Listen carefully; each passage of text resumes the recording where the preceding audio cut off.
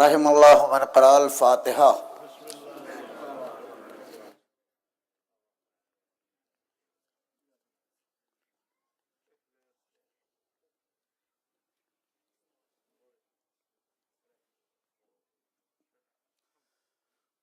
لا حول ولا قوة الا باللہ العلی العظیم۔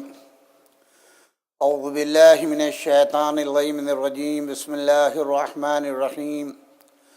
الحمد للہ الذی ہدانا لہذا وما كنا لنہتدی لولا ان ہدانا اللہ لقد جاءت رسل ربنا بالحق والصلاة والسلام علی رسول الثقلین محبوب رب المغربین والمشرقین جد الحسن والحسین بالقاسم محمد والطیبین الطاہرین المعصومین ولعنۃ اللہ علی اعدائہم اجمعین من الآن الى قیام یوم الدین۔ اما بعد فقد قال اللہ سبحانہ تبارک وتعالی فی کتابہ المجید والفرقان الحمید۔ بسم اللہ الرحمن الرحیم۔ هو الذی بعث فی الامیین رسولا منہم یتلو علیہم آیات ویزکیہم ویعلمہم الکتاب والحکمہ وَإِن كَانُوا مِن قَبْلُ لَفِي ضَلَالٍ مُبِينٍ۔ صلوات پڑھے وآل محمد وآل محمد۔ اور ایک مرتبہ اس سے بہتر صلوات پڑھے محمد وآل محمد۔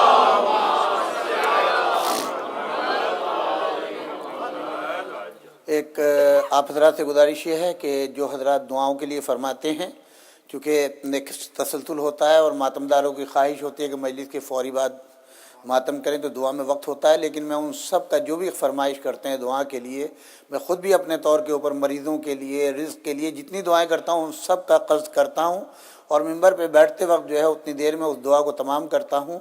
آپ سنیں نہ سنیں، مگر یہ کہ وہ سننے والا ہے جس کی بارگاہ میں دعا کی جاتی ہے۔ دوسرا آپ سے گزارش یہ ہے کہ ہمارے یہاں کا دستور یہ ہے کہ محرم میں کسی بھی مرنے والے کے لیے فاتحہ نہیں پڑھی جاتی۔ ہمارے یہاں یہ ہے کہ اگر محرم میں کوئی مر جاتا ہے تو اس کو دفن ضرور کرتے ہیں، شریعت کا حکم ہے، مگر کوئی رسم اس کی ادا نہیں کرتے جب تک کہ امام کی رسم ادا نہ ہو جائے۔ جب امام کا سویم ہو جاتا ہے اس کے بعد سویم کرتے ہیں، جب امام کا 40واں ہو جاتا ہے تب امام کا 40واں کرتے ہیں، اور یقینی طور پہ جو لوگ تبرک میں یا جس عنوان سے بھی عزاداری میں حصہ لیتے ہیں تو ان کا اجر ان کے مرنے والوں کو فوری طور کے اوپر بھیج دیا جاتا ہے کہ آج کی مجلس میں تمہارے ورثہ نے مجلس کی ہے اور اس مجلس میں تم بھی شامل ہو، اس لیے کہ تم دنیا میں نہیں ہو، لہذا اس کا اجر ان کو آٹومیٹک پہنچتا ہے۔ یہ تو ایک رسم ہے کہ بھئی ہم نے فاتحہ پڑھی اور پہنچ جائے نام لے، تو ایسا نہیں ہے، اس کا اجر پورا کا پورا ان کو پہنچتا ہے اسی اعتبار سے۔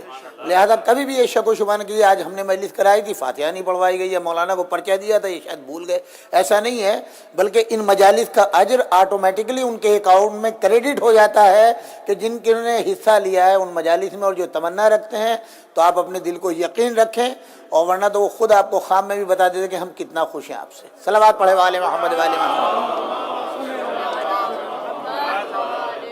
اور ایک مرتبہ باوت بلند صلوات پڑھیں محمد۔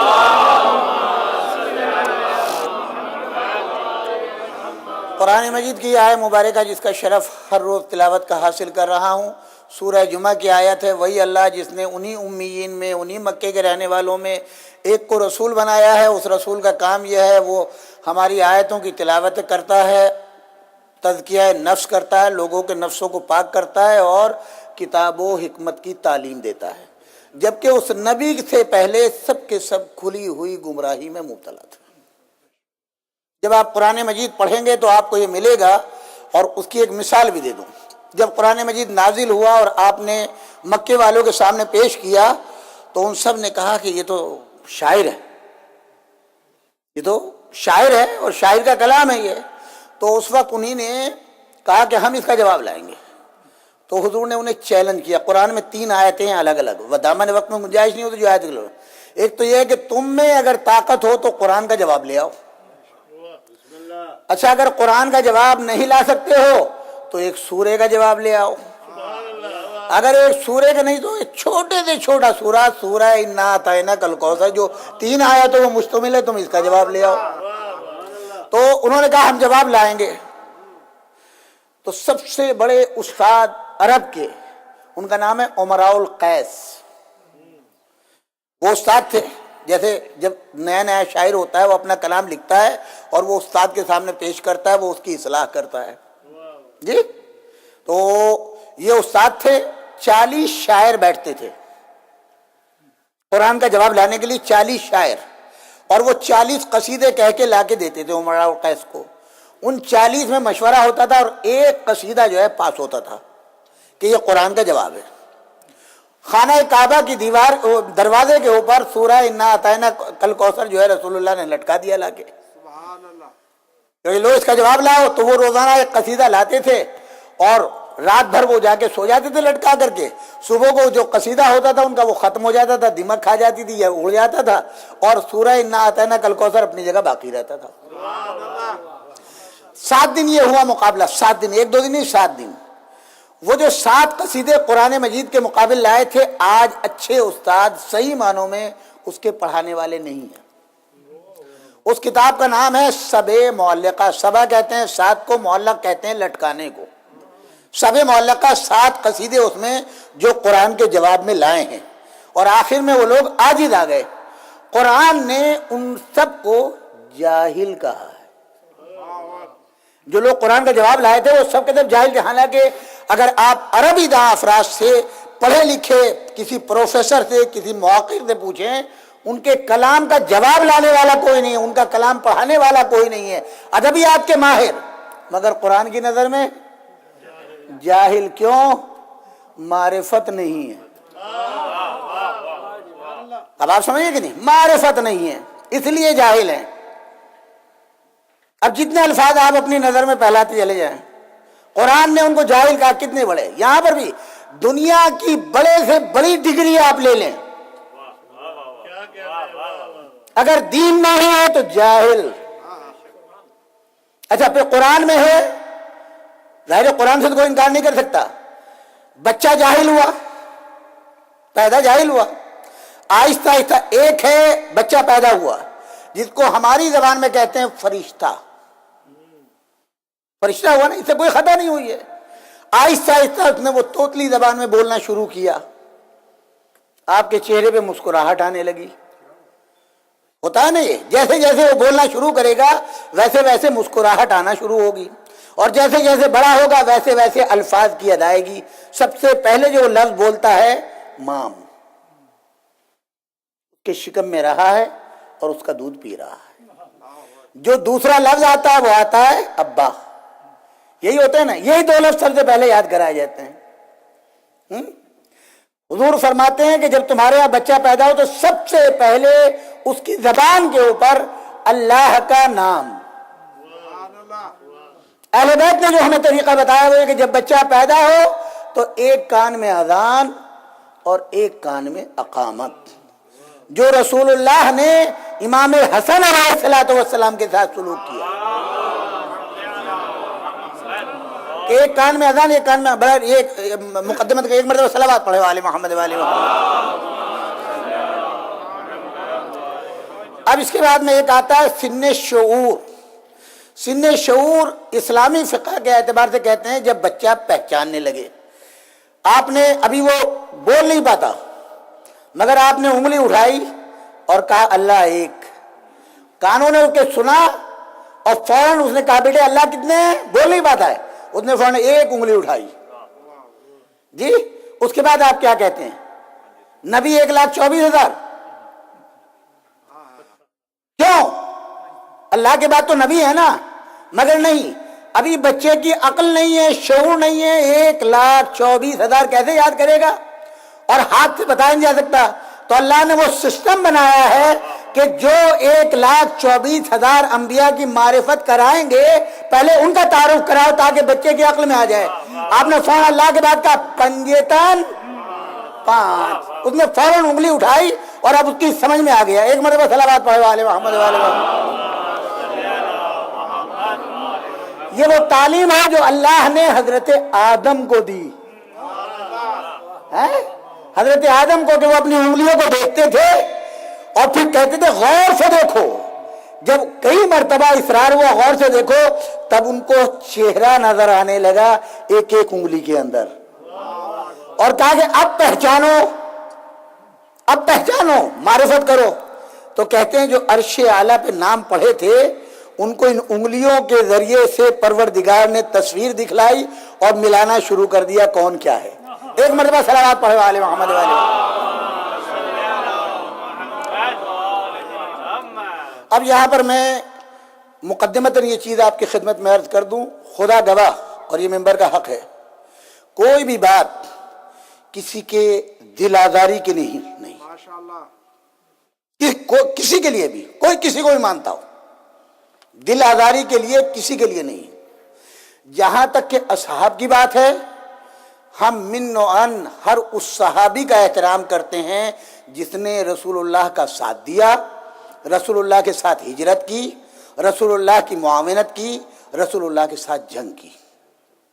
اب آپ ہر ایک کو صحابی کہنے لگے، کیونکہ جو مسلمانوں نے تعریف کی ہے صحابی کی، تو صحابی کہتے ہیں اس کو کہ جو رسول اللہ کو دیکھے یا ساتھ بیٹھ جائے.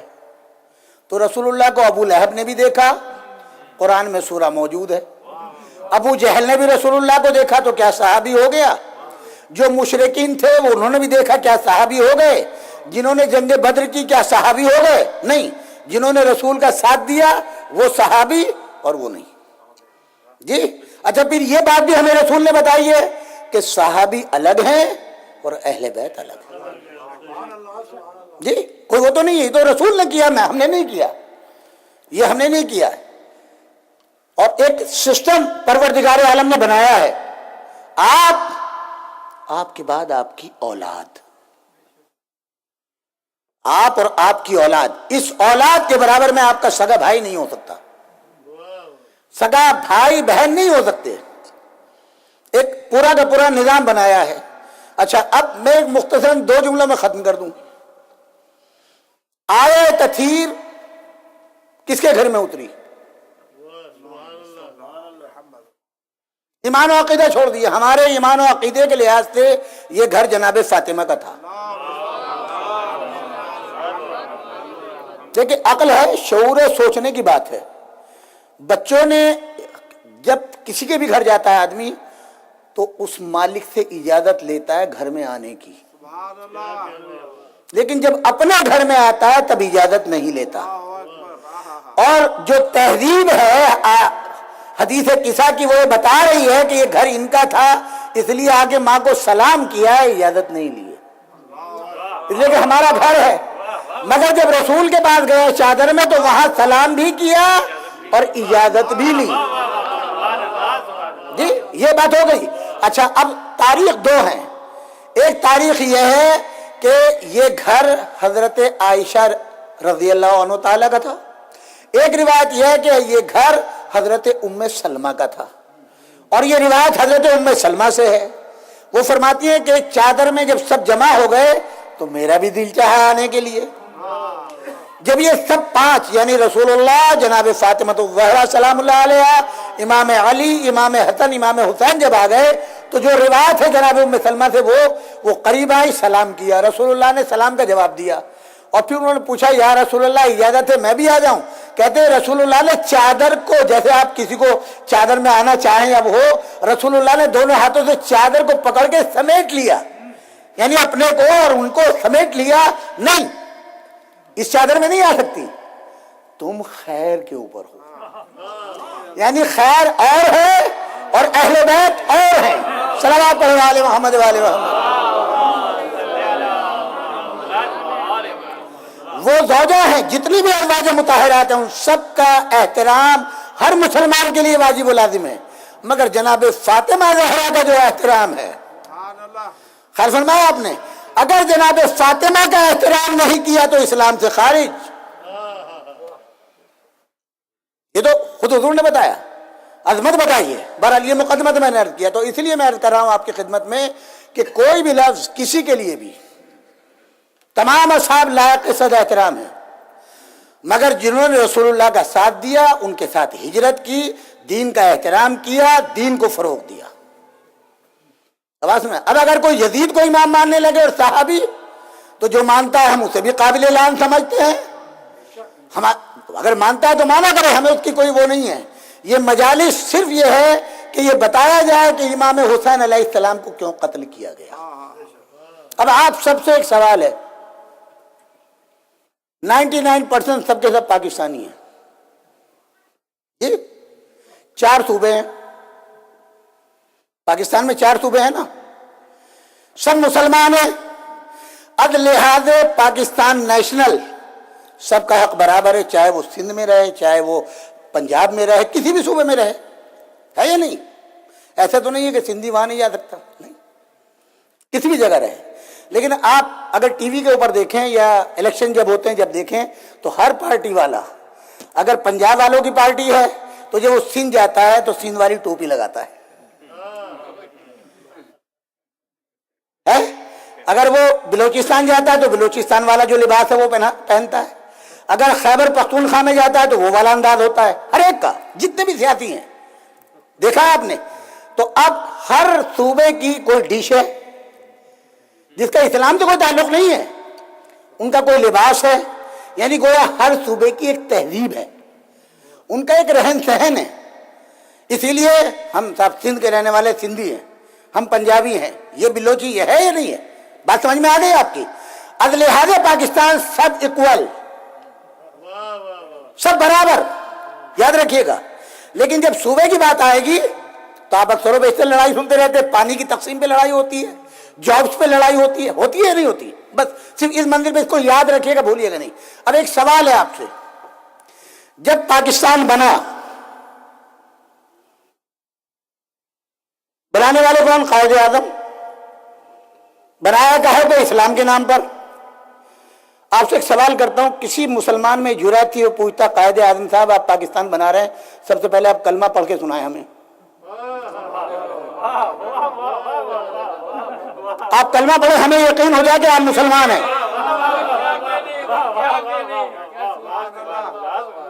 جتنے ان کے ساتھی ہیں، بات سمجھ میں آ گئی؟ صرف ایک مثال دے رہا ہوں اور نتیجہ خود بخود آپ کی اس میں آ جائے، ایک مرتبہ صلوات پڑھے والے محمد والے محمد۔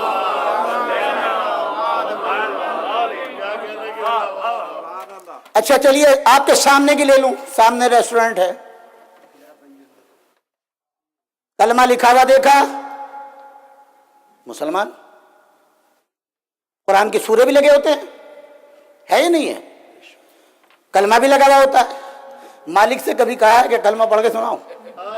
کیوں؟ کھانا کھانا ہے، باہر کا راستہ دکھا دے گا آپ کو، کھانا کھانے کے لیے آئے ہیں اور ہم سے کلمہ پڑھوا رہے ہیں، ہے؟ بات سمجھ میں آ گئی آپ کی؟ ایک مرتبہ صلوات پڑھو والے محمد والے محمد۔ بس اسی نتیجے تک آپ کو لانا تھا مجھے۔ اچھا جب پاکستان بنا ہے تو کچھ مخالف بھی تھے یا نہیں تھے؟ بڑے بڑے تھے، چھوٹے موٹے نہیں، بڑے بڑے۔ مولانا حسین احمد مدنی دیوبندی، جن کا توتیا بولتا تھا اس زمانے میں، مولانا فضل الرحمان کے والد، یہ سب کے سب ان کے شاگرد تھے۔ ان سے کانگریس نے ایک فتویٰ لیا تھا جو میں ابتدائی مجالس میں عرض کر چکا، اور انہوں نے پاکستان کے قیام کے خلاف فتویٰ دیا کہ شیعہ اسٹیٹ بننے جا رہی ہے، یہاں قیام کرنا، جانا، چندہ دینا، کسی عنوان سے مدد کرنا حرام ہے۔ ایک بہت بڑی ٹیم جو تھی مولویوں کی وہ رک گئی وہیں، ان کے شاگردوں کے، وہ نہیں آئے، یہ سب بعد میں آئے۔ جب دیکھا کہ گھاٹا ہو رہا ہے تب یہ لوگ ان کو چھوڑ کے بعد میں آئے، وہ نہیں آئے، وہ وہیں ہیں، وہ وہیں ہیں، اور ان کے خاندان کو جو کچھ دینا تھا کانگریس کو وہ دے رہی ہے، جو بھی گورنمنٹ ہوگی وہ مل رہا ہے ان کو، اور جب کوئی فساد ہوتا ہے، کوئی وہ ہوتا ہے تو گورنمنٹ کے ایجنٹ وہی ہیں آج بھی۔ ایک چیز بتا دی آپ کو، اب مجھے آپ یہ بتا دیں کہ جن لوگوں نے قیام پاکستان کی مخالفت کی آپ اس کو کیا کہیں گے؟ اچھا اگر وہ لوگ منہ کر کے جب دیکھا پاکستان تو بن گیا جی، قیام ہو گیا، سب کچھ ہو گیا، اسٹیبلش ہو گیا، اور وہ مخالف بھی پاکستان چلے گئے، اور جس کے عین وٹنس آپ ہوں، جو میں کہہ رہا ہوں عین وٹنس آپ ہوں جی، تو آپ کبھی یہ گوارا نہیں کریں گے کہ پاکستان آ گئے، ٹھیک ہے آ گئے، مگر کبھی آپ یہ گوارا نہیں کریں گے کہ اگر یہ کبھی الیکشن میں حصہ لیں تو ان کو آپ ووٹ دیں، کیونکہ آپ اینی وٹنس ہیں، یہ دشمن تھے پاکستان کے، آج یہ اپنے فائدے کے لیے یہاں آئے، رائٹ؟ بات سمجھ میں آ گئی آپ کی؟ اور آپ کی جتنی کوشش ہوگی اس کو ہرانے میں ہوگی کہ یہ شخص کبھی جیتنے نہ جائے، جو کل وفادار نہیں تھا آج بھی وفادار نہیں ہو سکتا۔ بس اس منزل پر لانے کے بعد اب ایک سوال یہ ہے کہ جس وقت اسلام کو سرو کیا جا رہا تھا مخالف کون تھا؟ ابو سفیان کا خاندان جی۔ اس کے بعد ہجرت کس کی وجہ سے ہوئی؟ ابو سفیان اس کی سسرال کی وجہ سے۔ اس کے بعد پہلی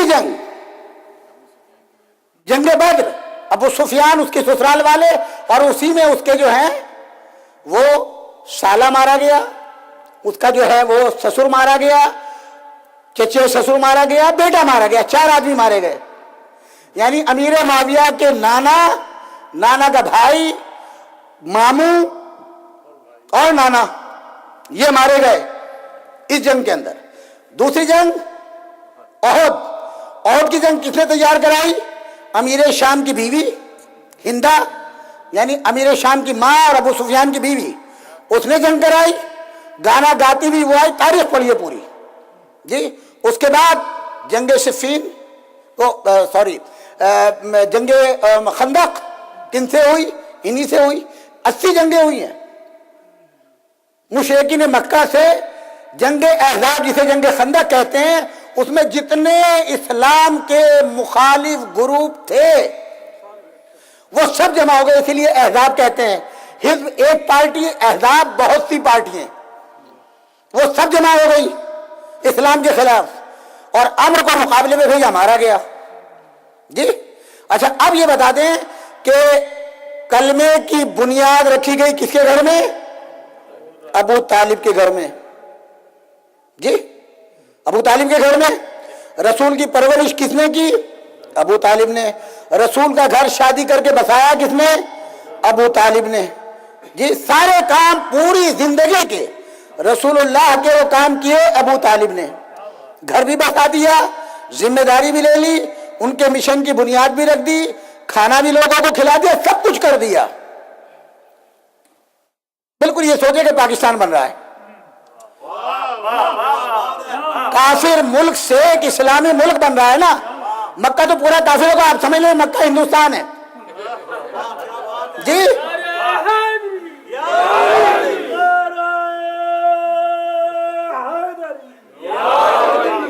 اور اس اسلامی ملک کا سربراہ محمد مصطفیٰ صلی اللہ علیہ وسلم،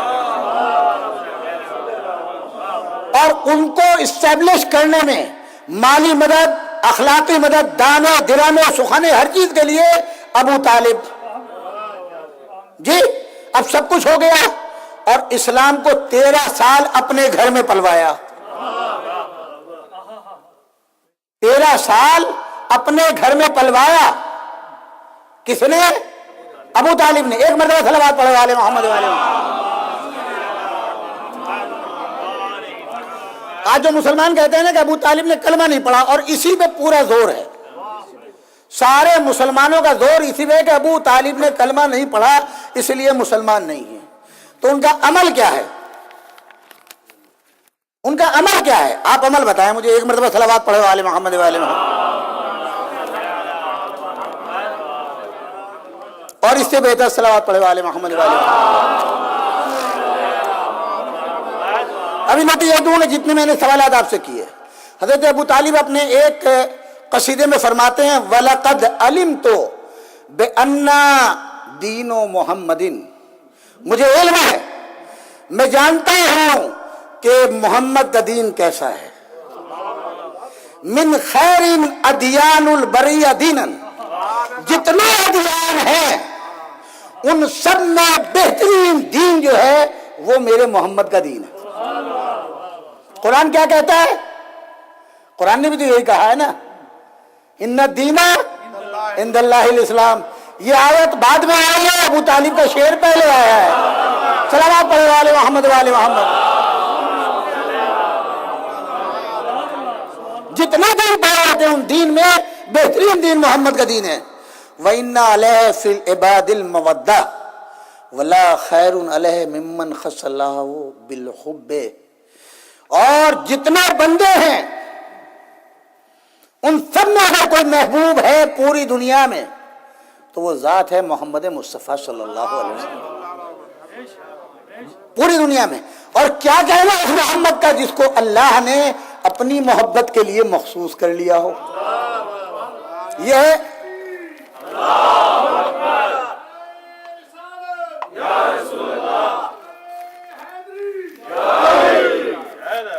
اب آپ کی سمجھ میں آ گیا، یہ ہے ایمان ابو طالب۔ اب یہاں پر میں ایک چیز عرض کر دوں،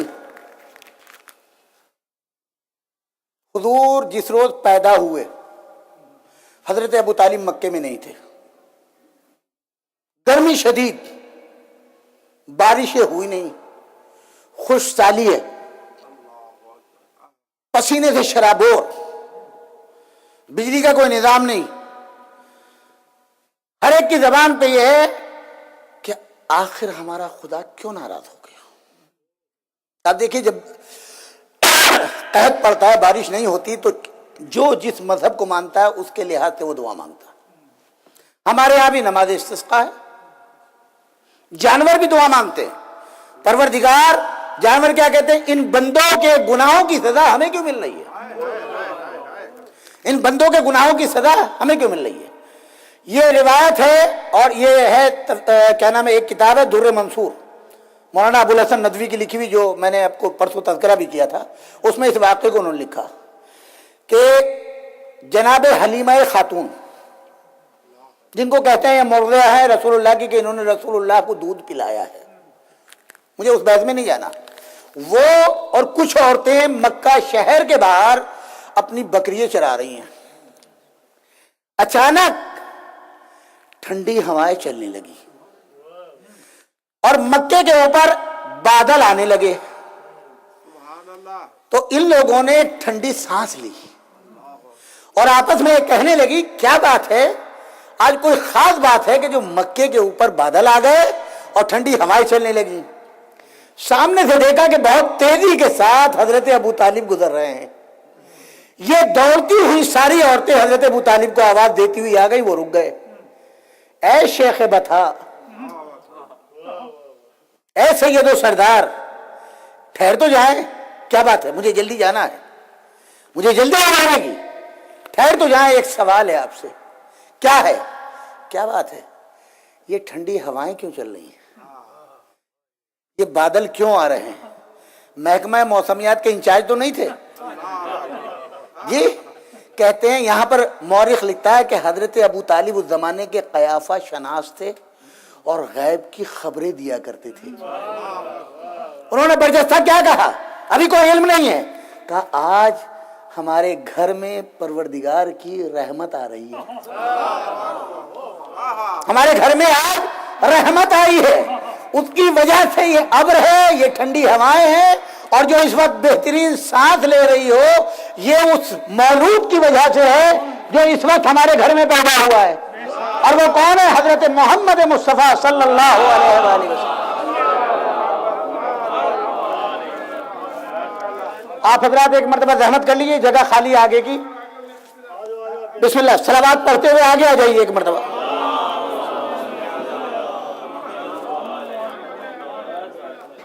اور آگے آ جائیے۔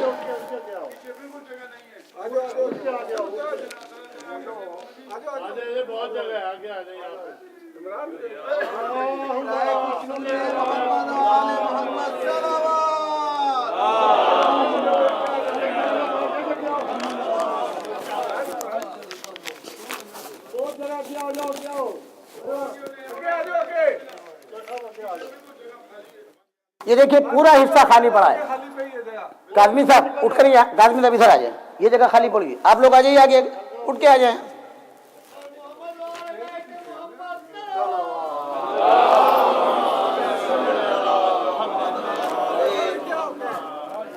اور ایک مرتبہ بارہ بلند صلوات پڑھیں محمد والی محمد پر۔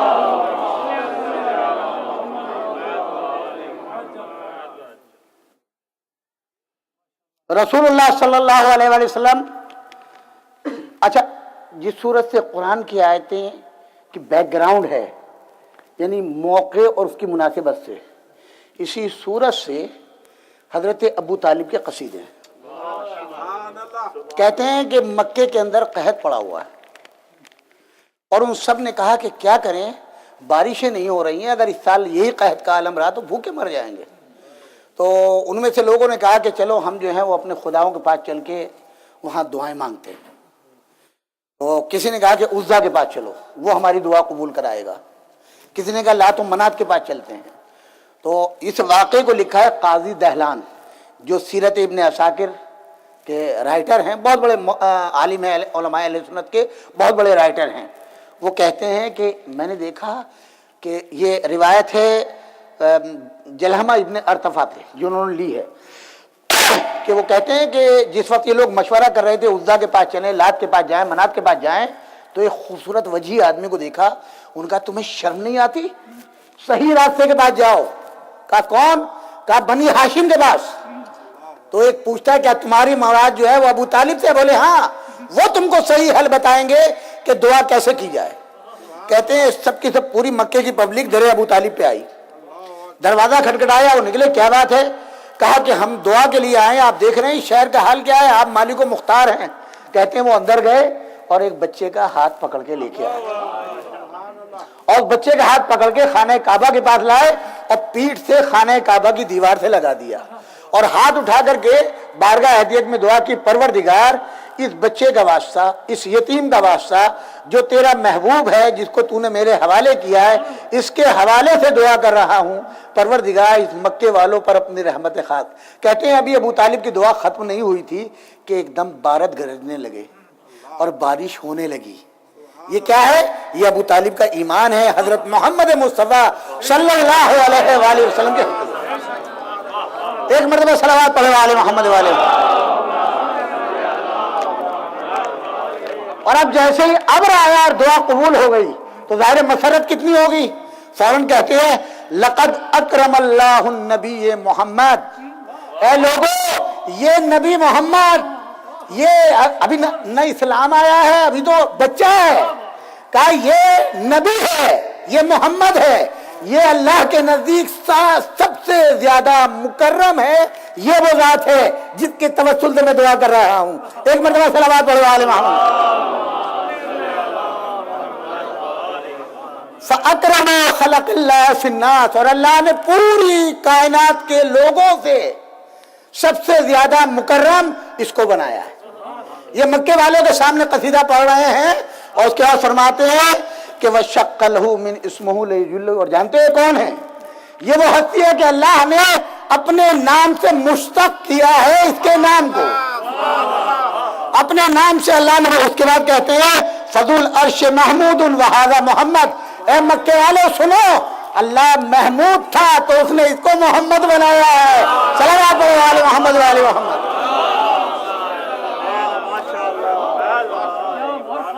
یہ ہے ابو طالب کا ایمان۔ ابھی تو اسلام کا تصور بھی نہیں ہے، ابھی تو بچہ ہے۔ جب یہ بچہ 40 سال کا ہو جائے گا تب تبلیغ اسلام ہوگی۔ مگر ابو طالب کیسے قصیدہ پڑھ رہے ہیں تو وہ کس صورت سے جو ہے وہ مشرک ہوگا، کس طریقے سے کافر ہوگا، آپ اندازہ کر سکتے ہیں۔ ایک مرتبہ صلوات پڑھو آل محمد و آل محمد۔ اور اس سے بہتر صلوات پڑھو آل محمد و آل محمد۔ اور اب جس وقت اسلام کی ابتدا ہو گئی، اسلام کا کلمہ پڑھا گیا، تو آپ کو اطلاع ملی کہ حضرت حمزہ نے اسلام کا اعلان کر دیا، کلمہ پڑھا، اور کلمہ پڑھنے کے بعد یعنی مطلب اب حمایت کا اعلان کر دیا۔ وہ ایک بڑا بہترین واقعہ ہے کہ وہ سفر سے آ رہے تھے اور اس وقت جو ہے ابو جہل نے اوجھڑی جناب رسول خدا کے اوپر ڈالی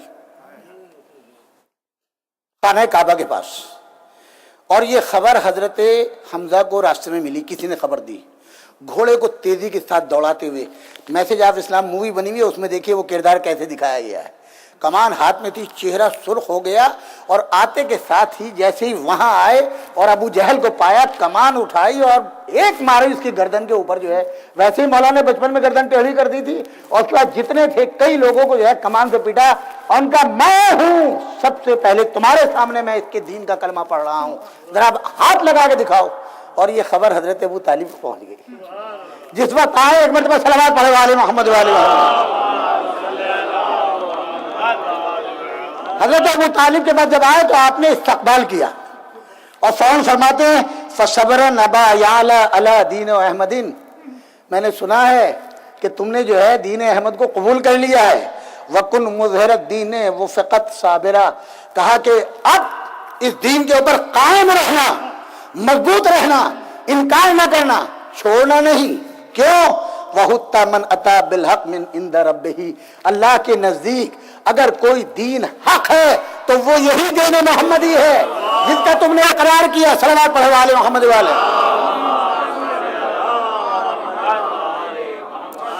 بِصِدْقٍ وَعَزْمٍ لَا تَكُنْ هَذَا كَافِرًا، اے حمزہ یاد رکھنا، اب انکار مت کرنا محمد رسول اللہ سے، اب انکار نہ کرنا، سچائی کے ساتھ اس دین کو پکڑ لو، عظمت کے ساتھ کھڑے ہو جاؤ۔ فقد سرنی اذ قلت انک مومن، میرے دل کو اتنی خوشی ہوئی ہے اس وقت حمزہ یہ سن کے کہ تم مومن ہو گئے ہو۔ صلوات علی محمد وعلی محمد۔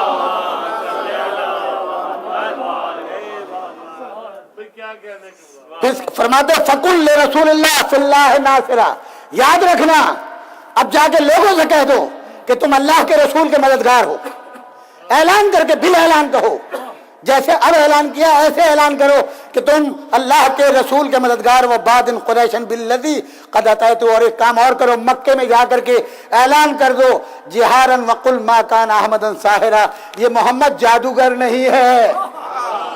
جا کے اعلان کرو حمزہ ان مکے والوں کے اندر جو کہتے ہیں کہ یہ جادوگر ہیں، جو بچوں کو لگا دیا ہے، عورتوں کو ڈرا دیا ہے، تم اعلان کر کے کہو قرآن کی آیت بعد میں آئی، یہ میرا محمد نبی ہے، جادوگر نہیں ہے۔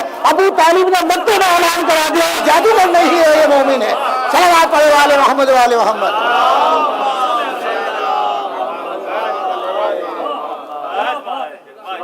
اپنی خوشی کا اظہار کر رہے ہیں ابو طالب۔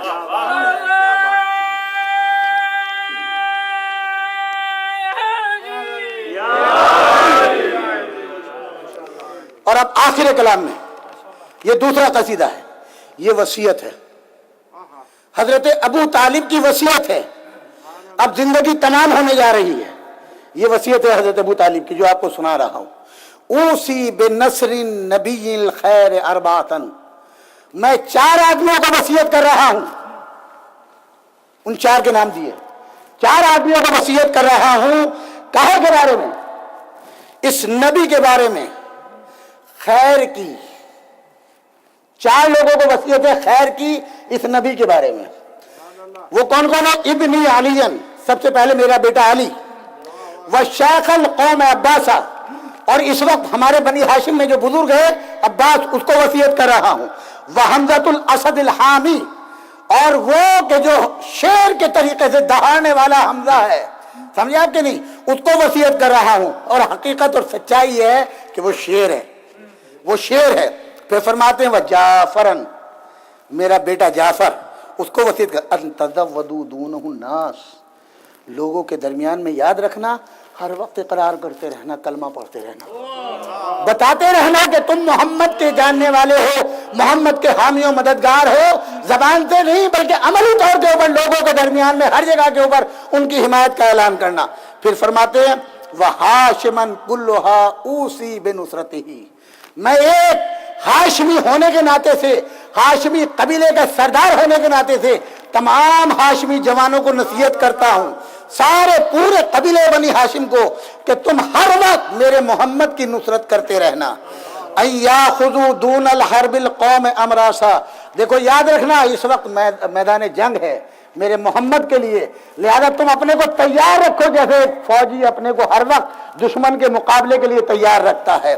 فی نصر احمد دون الناس تراسا، تم جو ہے وہ کونوا فدا لکم امی ما ولدت، میں، میرے والدین اور میری اولاد قربان ہو اس محمد کے اوپر اور اس کے دین کے اوپر۔ پھر فرماتے ہیں فی نصر احمد دون الناس اتراسا، یاد رکھنا جتنے بھی لوگ ہیں ان سب میں اگر کوئی لائق مدد ہے جس کی مدد کی جائے وہ میرا محمد ہے۔ میں تمہیں نصیحت کر رہا ہوں، وصیت کر رہا ہوں، کبھی اس کی مدد ہے۔ اور پھر فرماتے ہیں کیسے مدد کرو؟ لکل ابیض مسقول عوارض، دنوں کو اپنی تلواروں کو ہر وقت سیقل کرتے رہو، کہ تخالہ فی سواد اللیل مقباسا، کہ رات کو اگر جنگ کا وقت آ جائے تو تمہاری تلواریں جو ہیں وہ شعلے برسانے لگے محمد کی نصرت میں.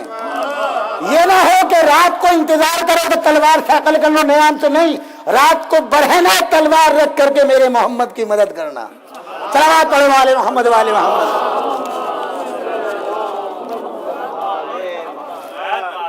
یہ تو میں نے بتا دیا ابو طالب کا. پھر ملا کہتا ہے کہ کلمہ نہیں پڑھا. جی اب ایک سوال ہے آپ سے، رسول کی وفات کے بعد کتنا وقت لگا جو اسلام کے دشمن جل سے اکھاڑ کے پھینکنے والے، جو خدا کے دشمن، جو رسول اللہ کے دشمن، ان کے ہاتھوں میں پورا اسلام آ گیا. پورا اسلام قبضے میں بنی امیہ کے. آج جو لوگ ناراض ہوتے ہیں ہم سے، کیوں؟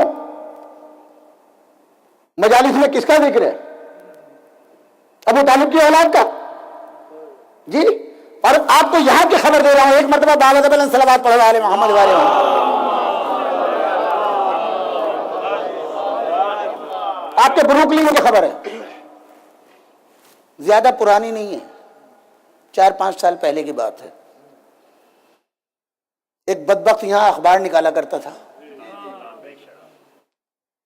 یہ حضرت ابو طالب کے اوپر کیچڑ اچھالتا تھا.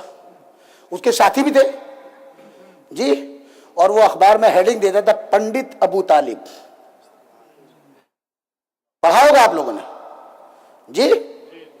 اور پھر اس کے بعد میں وہ توہین کرتا تھا جناب فاطمہ الزہرا سلام اللہ علیہا کی، امام حسن کی، امام حسین کی. اس سے پہلے ایک مضمون نکلا جس وقت پاکستان میں دھماکہ کیا نواز شریف نے پہلی حکومت میں، یاد ہے آپ کو؟ تو اس وقت اس نے لفظ 5 کے اوپر اعتراض کیا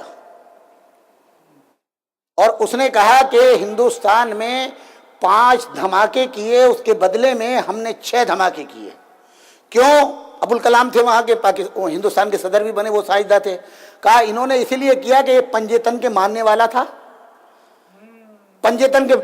تھا، لہذا اس نے 5 دھماکے کیے، اور ہمارے ہاں پنجتن کا کوئی کانسیپٹ نہیں ہے، ہم نے 6 دھماکے کیے. اور یہ توہین کر رہا ہے پنجتن پاک کی. پنجتن سے مراد کون ہے؟ جناب محمد مصطفیٰ صلی اللہ علیہ وآلہ وسلم، حضرت امیر المومنین علی ابن ابی طالب، حضرت فاطمہ الزہرا سلام اللہ علیہا، امام حسن اور امام حسین. آگے یاد آپ کو جی.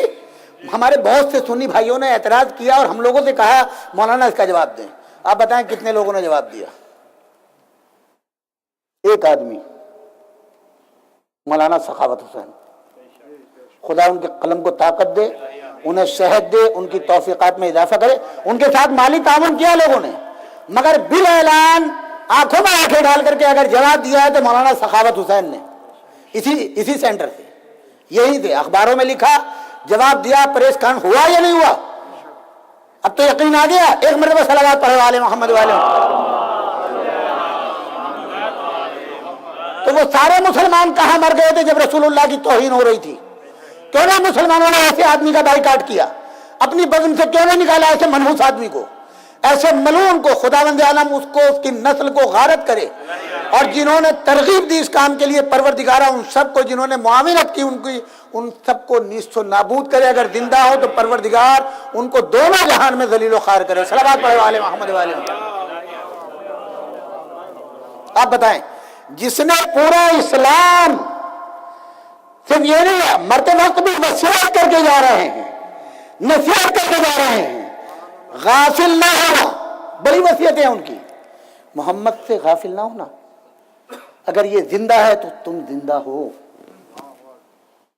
اسی کے ذریعے تم عزت پاؤ گے، اسی کے لیے تم عرفہ والا ہوگے. اگر اس کو چھوڑ دیا تو تمہاری کوئی حیثیت نہیں. یہ کون وصیت کر رہا ہے؟ ابو طالب.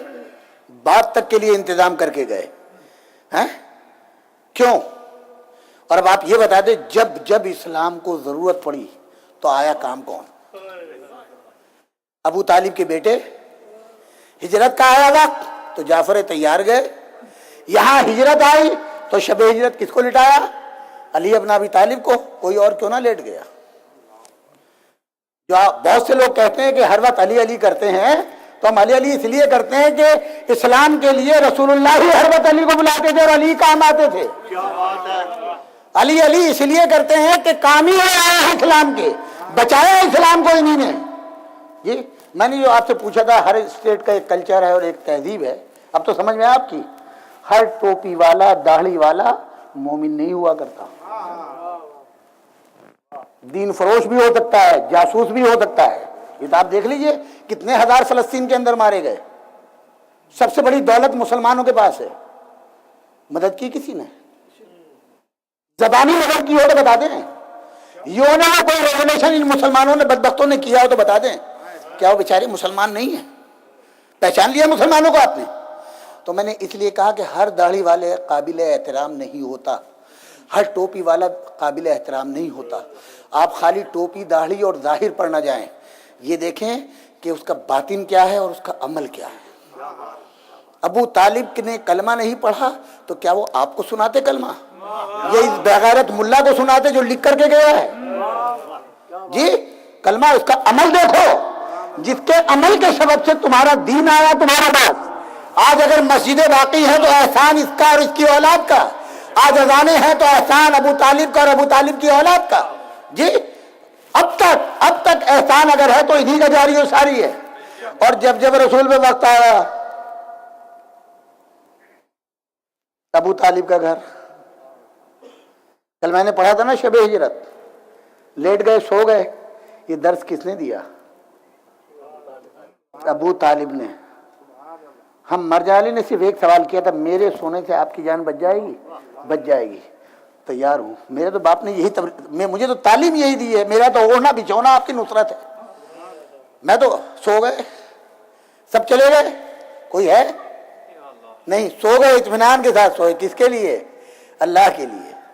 میرے باپ کا سبق یہ ہے، باپ کی اصلی اولاد ہے نا. جی سو گئے. خدا کی قسم سونا وہ پسند آیا اللہ کو. اب اللہ بھی قصیدہ پڑھ رہا ہے سونے کا. سوئے. اللہ نے کیا کہا؟ جبرائیل و میکائیل میں نے دونوں کو بھائی بنایا، اپنی عمر کا کچھ حصہ دے دو. دونوں نے ہاتھ جوڑ لیے. پروردگار جتنی عمر تو دے گا اتنی ہی تیری تسبیح و تحلیل کریں گے. تو اللہ فخر مباحت میں کہتا زمین کی طرف جاؤ، میں نے محمد و علی کو بھائی بنایا ہے. دیکھو چھوٹا بھائی اپنی زندگی کیسے قربان کر رہا ہے بڑے بھائی پر. کاش تم علی جیسے ہوتے. یہ اللہ کہہ رہا ہے ملائکہ کے لیے. ابھی نقطہ دو نا، کاش تم علی جیسے ہوتے. اب یہ آئے دونوں زمین کے اوپر، دونوں کو دونوں تلایا گھوم رہے ہیں. میں کہوں گا اوپر تھے تو تسبیح و تحلیل کر رہے تھے، یہاں کیا کر رہے ہو؟ ابھی تو تم کہہ رہے تھے تسبیح و تحلیل کریں گے، وہ چھوڑ کر کے یہاں آ گئے. کہ وہاں تھے تو وہ عبادت تھی، یہاں آ گئے تو یہ عبادت تھی. سلام جبرائیل ہے، پیتیاں جو ہیں وہ میکائیل ہیں، اور رات بھر طواف کر رہے ہیں. اب جب رات بھر علی کے طواف کر رہے ہیں تو وہاں کی خدمت چھوٹی؟ جی نہیں چھوٹی نہیں ہے، بلکہ یہ جو طواف کر رہے ہیں یہ ان کی عبادت کاؤنٹ ہو رہی ہے. نظر الی وجہ علی ابن ابی طالب صلوات اللہ علیہ وسلم.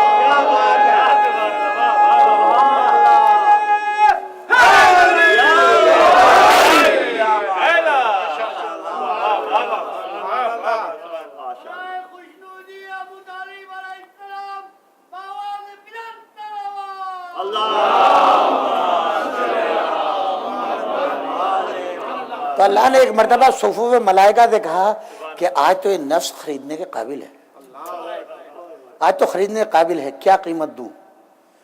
پوری کائنات کو سجا کے رکھ دیا مگر وہ قیمت نہ لگ سکی. یا علی جنت جو ہے بے حقیقت ہے تمہارے اس عمل کے سامنے. یہ زمین و آسمان یہ تو کوئی شے ہی نہیں ہے.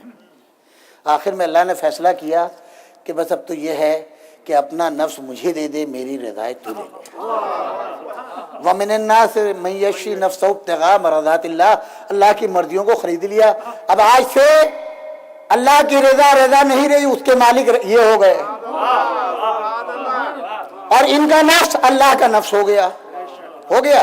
اچھا آپ نے اکثر و بیشتر دیکھا بہت سی جگہ ہوتا ہے جب آپ کی کسی دکان والے سے جو ہے وہ دوستی ہو جاتی ہے تو آپ پرچیزنگ کرتے ہیں، کتنی زیادہ کریں تو آپ کہتے ہیں بھائی یار اپنے پاس رکھے رہو، مجھے جب ضرورت ہوگی لے جاؤں گا آ کے، ہوتا ہے نا. تو اللہ نے کہا کہ تم نفس اپنے پاس رکھو، میری امانت ہے. آج سے نفس میرا، رضائے تیری. اب آپ صبح قیامت تک رضی اللہ کرتے رہیے، اس کی رضا سے پہلے ان کو راضی ہونا ضروری ہے. یہ راضی ہوں گے تو وہ راضی ہوگا، اور یہ راضی نہیں ہے تو وہ راضی نہیں ہے. آپ سمجھے کہ نہیں؟ اب نفس تو بک چکا. فقہ کے اندر اس کو کہتے ہیں بیع و شراء، جس کو آپ کہتے ہیں اردو زبان میں خرید و فروخت. اب یہ بیع و شراء ہو گئی، انہوں نے نفس بیچ دیا، اللہ نے بدلے میں رضا دے دی، قیمت لے لی جی. اور جو مال ایک مرتبہ بکتا ہے وہ بار بار نہیں بکتا. علی نے بھائی آپ جو بیعت کرتے ہیں، بیعت کے معنی کیا ہے جی؟ بیعت کے معنی کیا ہے؟ اپنے کو بیچنا. اب مال تو بک چکا. اب علی جب ایک بار اپنے نفس کو بیچ چکے تو اب ان سے بیعت سوال جو ہے وہ باطل ہے، لیکن اب ان کو بیعت کا اختیار ہی نہیں ہے. ان کو بیعت کا اختیار نہیں، نفس بیچ چکے ہیں. اب اگر کوئی ان سے سوال کرے، امام حسن سے سوال کرے، امام حسین سے سوال کرے تو وہ بد نصیب ہے اور بد عقل ہے. ان کے دروازے سے آج تک کوئی خالی واپس نہیں گیا، اگر گیا تو صرف ہے، اور وہ ہے بیعت کا ہاتھ.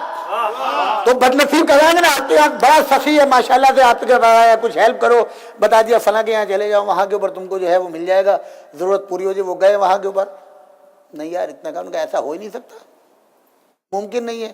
یہ تو بتاؤ تم نے سوال کیا کیا تھا؟ سوال کیا کیا تھا؟ بیعت کا ہاتھ خالی گیا، اور کوئی ہاتھ اس دروازے سے خالی نہیں گیا. کیوں؟ اگر علی نے پہلے دن اللہ کے ہاتھ نفس نہ بیچا ہوتا تو پھر بیعت کر لیتے. کیوں؟ اب ان کی بیعت اللہ کی بیعت ہے. اب جو سوال و بیعت کرے گا، علی کی بیعت کے معنی ہے رسول اللہ نے بیعت کر لی اور اللہ نے بیعت کر لی، لہذا دنیا مر جائے یہ بیعت نہیں کر سکتے. اسی لیے عمر سعد نے خط لکھا شب عاشورا یزید کو، یزید ھذا حسین ابن علی و اخو حسن ابن علی لا یبایع، یہ ہرگز بیعت نہیں کریں گے. کیوں؟ نہ ان کے باپ نے بیعت کی ہے، نہ ان کے بھائی نے بیعت کی ہے. صلوات پڑھو آل محمد و آل محمد.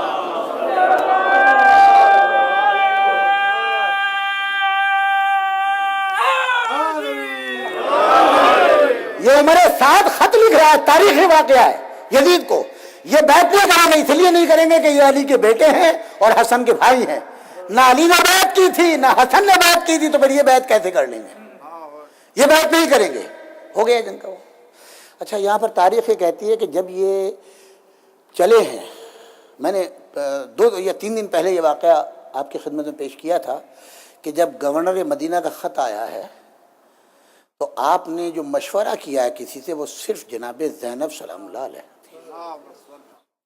جی. امام حسین علیہ السلام نے دونوں راستے بتا دیے، اگر بیعت کرتے ہیں تو کیا ہوگا اور اگر بیعت نہیں کرتے ہیں تو کیا ہوگا. تو جناب زینب نے اس وقت کیا کہا تھا؟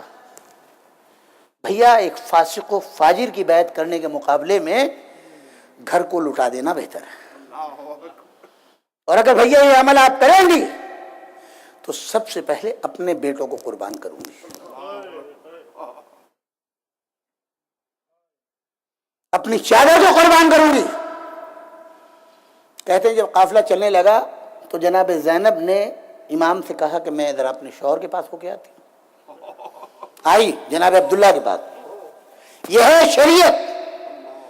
عبداللہ، جناب عبداللہ بیمار تھے. عبداللہ تم میرے والی ہو، تم میرے مالک ہو، تم شوہر ہو، تمہاری اجازت کے بغیر میں ایک قدم نہیں نکال سکتی. معلوم ہے میرا بھائی آج تک مجھ سے جدا نہیں ہوا، اور اب میرا بھائی ایسے سفر پہ جا رہا ہے جہاں سے واپس نہیں آئے گا.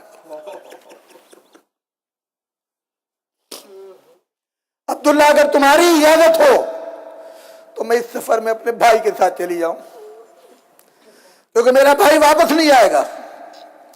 कहते हैं कि जनाब अब्दुल्ला ने कहा शहजादी, रोने लगे, शहजादी मुझे बीमारी ने मजबूर कर दिया, वरना मैं तो खुदा आका के साथ जाता। दोनों बच्चों को बाप के बाद छोड़ दिया।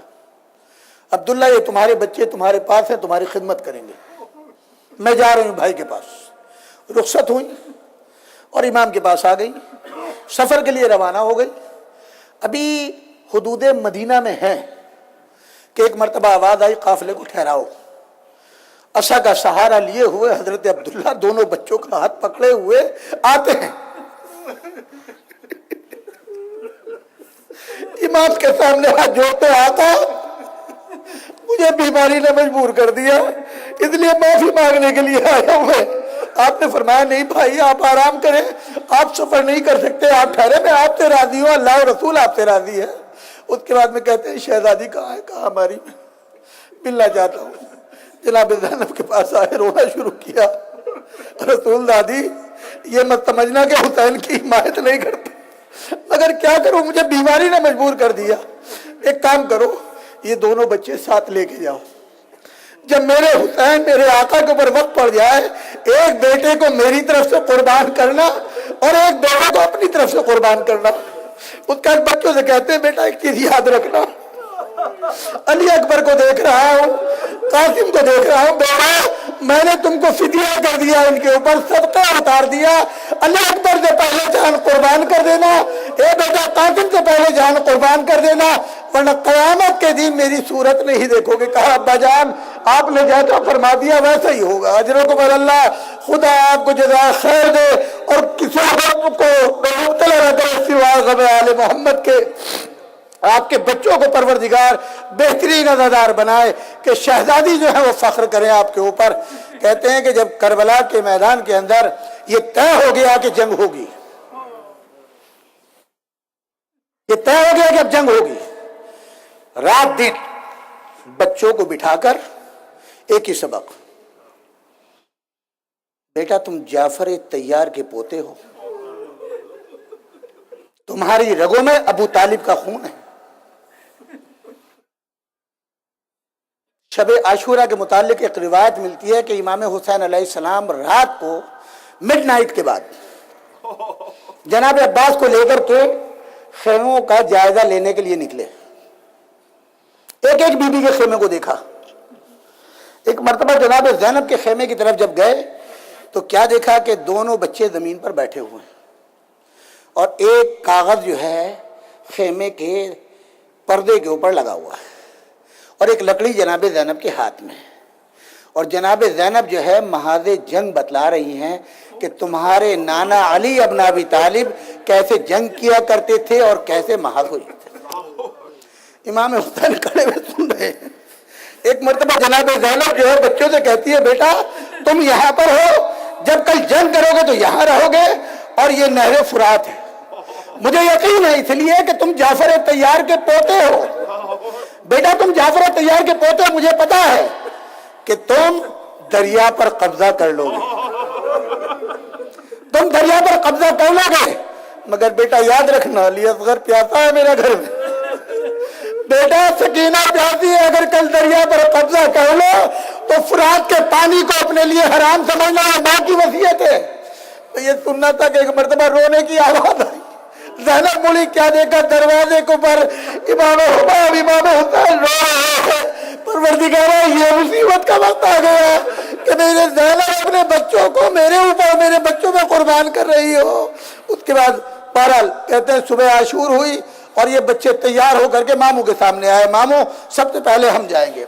असहाब ने कहा नहीं, अभी बनी हाशिम नहीं जाएंगे, पहले जो है वो अंसार जाएंगे। जब सब अंसार शहीद हो गए, कहते हैं बनी हाशिम में सबसे पहली कुर्बानी इन दोनों शहजादों की। दोनों बच्चों को तैयार किया और वही एक वसीयत, मुझे यकीन है तुम्हारी शजात का, क्योंकि तुम्हारी रगों में या अली का खून है या जाफर तैयार का। तुम्हारा नाना ऐसा बहादुर था, तुम्हारा दादा ऐसा बहादुर था। बेटा मेरी वसीयत याद रखना, दूध नहीं बख्शूंगी, دودھ نہیں بخشوں گی، ماں کا دل خوش کر دینا۔ دونوں بچے تیار ہوئے، جناب عباس نے دونوں بچوں کو سوار کیا گھوڑے کے اوپر۔ اور اب تاریخ سے پوچھیے، تاریخ کہتی ہے دونوں بچے میدان میں ایک ساتھ گئے اور دونوں نے مشورہ کیا، ایک طرف کا حصہ دونوں نے جنگ کرتے کرتے فوج کو 2 حصوں میں بانٹ دیا۔ 80-85 کلومیٹر ہے کوفہ، ایک بھائی نے ایک طرف کا سرا سنبھالا اور ایک بھائی نے دوسری طرف کا، اور فوج کو اتنا بھگایا ہے کہ کوفے سے ٹکرانے لگی، الامان والحسین کی صدائیں آنے لگی۔ امام حسین در خیمہ پر کھڑے ہوئے داد دے رہے تھے۔ کچھ دیر کے بعد دریا پر قبضہ ہو گیا، پانی کو دیکھا، ماں کی وصیت یاد آئی، اور اب پیاس کا غلبہ ہے، خون میں نہائے ہوئے ہیں دونوں کے دونوں، اس میں کہ ہمیں خون میں نہایا ہوا دیکھ کر کے ہماری ماں خوش ہوگی۔ واپس آتے ہیں، واپس آئے، آ کر کے اماں کے سامنے جب گئے تو ماں نے منہ پھیر لیا۔ اماں خدا گواہ، فرات پہ قبضہ کیا ہے، پانی کی طرف دیکھا بھی نہیں۔ اماں ہم نے پانی کی طرف دیکھا بھی نہیں ہے، فرات پہ قبضہ کر کے آئے ہیں، پھر آپ ناراض کیوں ہیں؟ کہا بیٹا میں نے واپس آنے کے لیے نہیں، اے بیٹا میں نے تو اپنے بھائی حسین کے اوپر صدقہ اتارا ہے تمہیں، قاسم اور محمد میں نے تمہیں جو ہے قاسم کے اوپر صدقہ اتارا ہے، علی اکبر علی اصغر پہ صدقہ اتارا ہے، عباس پہ صدقہ اتارا ہے، تو ہم صدقہ واپس نہیں لیتے۔ اے بیٹا واپس کیا؟ میں تو تمہارے لاشوں کو دیکھنا چاہتی ہوں۔ بھئی سننا تھا، دونوں شہزادے واپس گئے، ایک طرف کا مارکا لیا۔ آج بھی 10 کلومیٹر کا فاصلہ ہے جہاں پر جناب اون دفن ہے، کہتے ہیں جناب اون وہاں پر شہید ہوئے تھے۔ بابو کو آواز دی، گھوڑے میں سمجھا نہیں گیا، دونوں بچے زمین پر آئے۔ امام حسین نے جناب عباس کو آواز دی، بھیا میرے بچے دونوں شہید ہو گئے، جلدی چلو۔ پہنچے، بچے زندہ تھے، رخصت ہو گئے۔ ایک لاشا حضرت عباس نے اٹھایا، ایک لاشا امام حسین نے اٹھایا، آئے دروازے خیمے کے اوپر۔ جب خیمے کے در کے اوپر پہنچے تو بی بی جناب زینب کو پکڑ کر کے لائی۔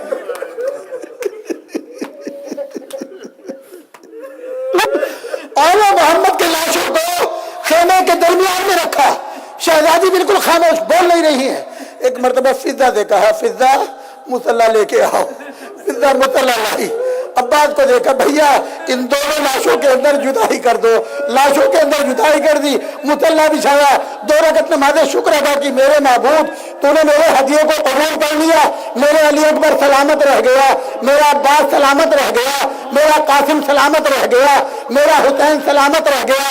کہتے ہیں جب ان شہزادوں کی شہادت ہوئی، اس وقت زینب اور لفظ کہتی ہے، پروردگار کیا اون محمد کی قربانی قبول نہیں کی؟ جو میرا ماجرا مارا گیا، میرا عباس مارا گیا، میرا قاسم علی اکبر مارا گیا، اے پروردگار یہ میری قربانی کو شرف قبولیت عطا فرما۔ ربنا تقبل منا انک انت السمیع العلیم۔ ماتم حسین